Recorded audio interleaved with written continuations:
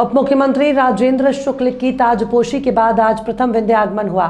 उप मुख्यमंत्री राजेंद्र शुक्ला ने आज सर्वप्रथम मैहर पहुंचे और मां शारदा की पूजा अर्चना कर विंध्य के साथ प्रदेश को विकसित प्रदेश बनाने का आशीर्वाद लिया। उप मुख्यमंत्री बनने के बाद प्रथम आगमन पर जगह जगह स्वागत हो रहा है। मैहर दर्शन करने के बाद राजेंद्र शुक्ला जी चित्रकूट जाएंगे और कहा कि भगवान कामतानाथ के दर्शन कर अपने कुल गुरु से आशीर्वाद लेंगे। इसके बाद चित्रकूट से रीवा जाएंगे, जहां विभिन्न कार्यक्रमों में शामिल होंगे। राजेंद्र शुक्ला ने मैहर सर्किट हाउस में जिला प्रशासन के साथ एक समीक्षा बैठक की और मैहर विकास के लिए चिंतन किया। राजेंद्र शुक्ला ने दावा किया कि भाजपा सरकार में प्रदेश बीमारू राज्य से विकासशील राज्य बन चुका है और जल्द विकसित राज्य में नंबर 1 बनेगा। उन्होंने कहा कि विंध्य और प्रदेश विकास के लिए कोई कोर कसर नहीं छोड़ी जाएगी। उन्होंने कहा कि रीवा में सोन नदी का पानी आने से रीवा में तीव्र गति से विकास हुआ और अब अगस्त माह तक बरगी नहर के माध्यम से नर्मदा जल सतना और मैहर पहुंच जाएगा।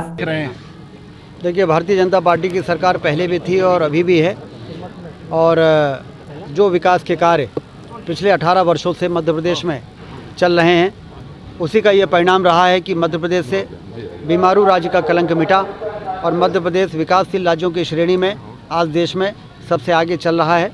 और हमारा लक्ष्य है विकसित राज्य की श्रेणी में इसको नंबर 1 के स्थान पर पहुंचाना।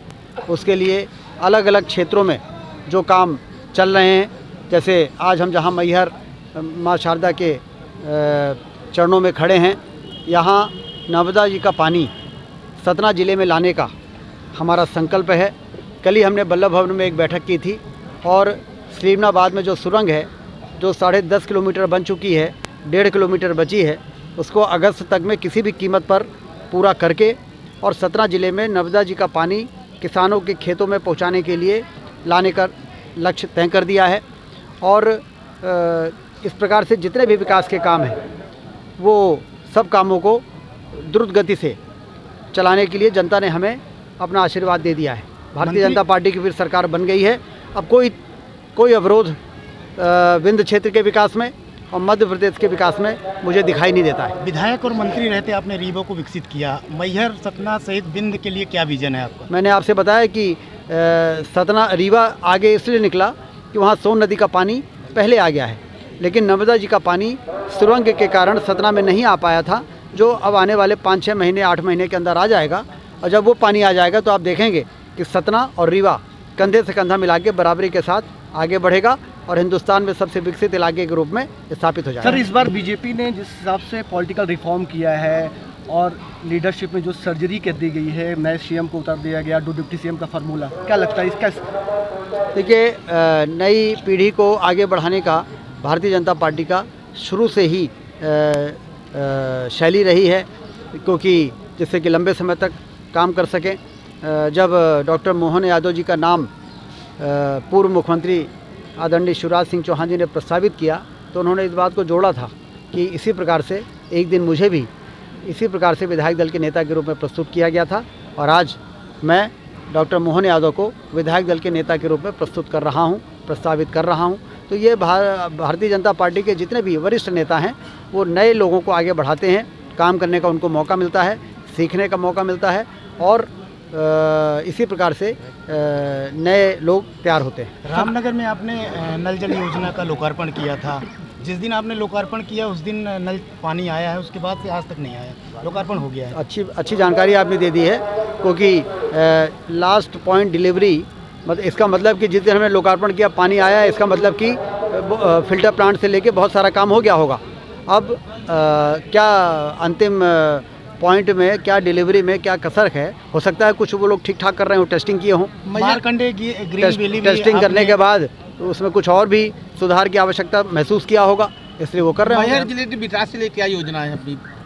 आज सुबह विधायक जी के साथ और कलेक्टर के साथ बैठ के हमने जानकारी ली कि कलेक्ट्रेट के नए जो कार्यालय हैं, जो अधिकारियों के मकान हैं आवासीय, इन सब की क्या स्थिति है। नागौद से जो एक रोड आ रही है, जो रिंग रोड का निर्माण करेगी हमारे मैहर में, उस रिंग रोड की क्या स्थिति है, सारा जानकारी हमने ली है। हमने कहा भोपाल में एक बैठक करेंगे, सिर्फ मैहर ज़िले के लिए करेंगे, संबंधित विभागों के सारे अधिकारी रहेंगे, विधायक जी रहेंगे, कलेक्टर रहेंगे, सांसद जी रहेंगे, और हम लोग मिलके वहाँ पर और चीज़ों को ठीक करेंगे। मंत्रिमंडल का विस्तार होने जा रहा है, तो क्या विंध्य क्षेत्र से और कौन मंत्री बनने वाले हैं? कुछ बता पाए? सिर्फ यही बस सवाल ऐसा है जिसका जवाब मैं नहीं दे पाऊंगा क्योंकि इसके लिए आपको केंद्रीय नेताओं से बात करना पड़ेगा। मैहर जिले को भी मौका मिलेगा मंत्रिमंडल में? मारकंडे मैहर जिले को मौका मंत्रिमंडल ग्रीन में? वैली का आपने विकसित किया था, लेकिन उसका काम पूरा पेंडिंग पड़ा हुआ है।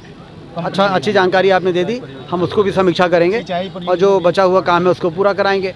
बाकी उस समय हमने मारकंडे घाट में एक गेस्ट हाउस बनवाया था, मारकंडे जी का एक मंदिर बनवाया था, वहाँ पर एमपीटी को ले जाके 1 हेक्टेयर ज़मीन फॉरेस्ट से डाइवर्ट करा के वहाँ पर उनके एमपीटी वालों का कुछ रिसोर्ट बन जाए, ऐसा भी व्यवस्था की थी।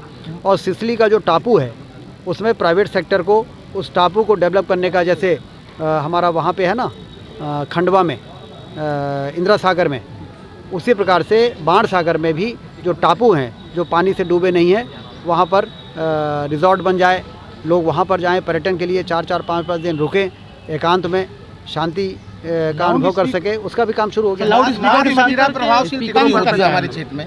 मांस मदिरा के लिए जो नए निर्देश जारी हुए हैं हमारे क्षेत्र में क्या प्रभावशील कमलनाथ ने तुरंत तंज भी करता है। तत्काल प्रभाव से उसको लागू करने का निर्देश कैबिनेट की बैठक में माननीय मुख्यमंत्री जी ने दिया है। कमलनाथ ने तंज कसा है मदिरा की मांस की दुकानों को बंद और लाउड स्पीकर को लेकर के कि धर्म के प्रति हमारी सरकार वो नहीं करती है, भाजपा ही ऐसा करती है। इसीलिए तो रसातल में चले गए।